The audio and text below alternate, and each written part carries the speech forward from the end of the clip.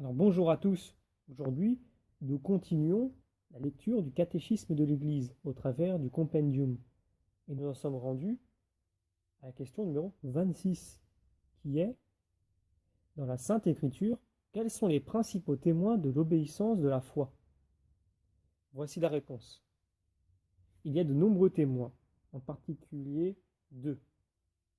Abraham qui, mis à l'épreuve, foi en Dieu, donc voir Romains chapitre 4 verset 3, et qui a toujours obéi à son appel. C'est pourquoi il est devenu le Père de tous ceux qui croiraient, nous a annoncé Romains chapitre 4 verset 11. Et la Vierge Marie qui, pendant toute sa vie, a réalisé de la façon la plus parfaite l'obéissance de la foi. Donc, qu'il me soit fait selon ta parole, pouvons-nous lire en Luc chapitre 1 verset 38. Et donc, pour étayer nos propos, nous pouvons prendre les paragraphes 144 à 149 du catéchisme de l'Église, qui nous dit ceci. Obéir, de ob audire, dans la foi, c'est se soumettre librement à la parole écoutée, parce que sa vérité est garantie par Dieu, la vérité même. De cette obéissance, Abraham est le modèle que nous propose l'Écriture sainte. La Vierge Marie en est la réalisation la plus parfaite. Ensuite, il est question d'Abraham, le père de tous les croyants. Il est écrit que l'Épître aux Hébreux, dans le grand éloge de la foi des ancêtres, insiste particulièrement sur la foi d'Abraham, puisqu'il est écrit, en Hébreux chapitre 11 verset 8, « Par la foi, Abraham obéit à l'appel de partir vers un pays qu'il devait recevoir en héritage, et il partit ne sachant où il allait. » Donc c'est par la foi, il a vécu en étranger et en pèlerin dans la terre promise, voir Genèse chapitre 23 verset 4. Et par la foi, Sarah reçut de concevoir le fils de la promesse, et par la foi enfin, Abraham offrit son fils unique en sacrifice, voir Hébreux chapitre 11 verset 17. Abraham réalise ainsi la définition de la foi donnée par l'Épître aux Hébreux, au chapitre 11. La foi est la garantie des biens que l'on espère, la preuve des réalités qu'on ne voit pas.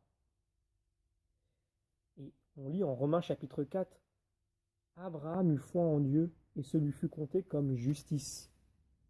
Donc grâce à cette foi puissante, Abraham est devenu le père de tous ceux qui croiraient.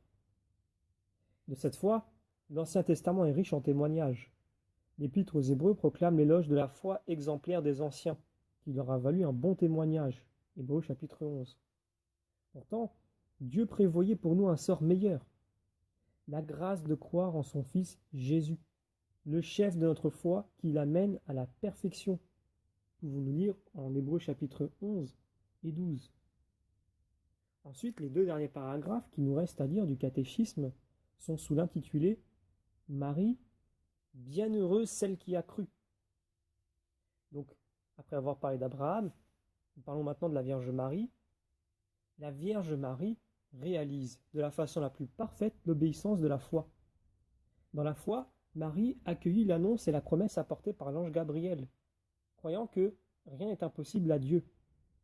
Voir notamment Luc chapitre 1 verset 37. Et en donnant son assentiment au verset suivant, « Je suis la servante du Seigneur, qu'il m'advienne selon ta parole. » Élisabeth la salua.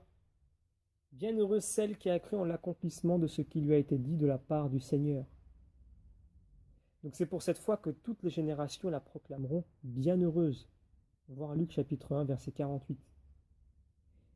Pendant toute sa vie et jusqu'à sa dernière épreuve, lorsque Jésus son Fils mourut sur la croix, sa foi n'a pas vacillé. Marie n'a pas cessé de croire en l'accomplissement de la parole de Dieu. Aussi bien, l'Église vénère-t-elle en Marie la réalisation la plus pure de la foi.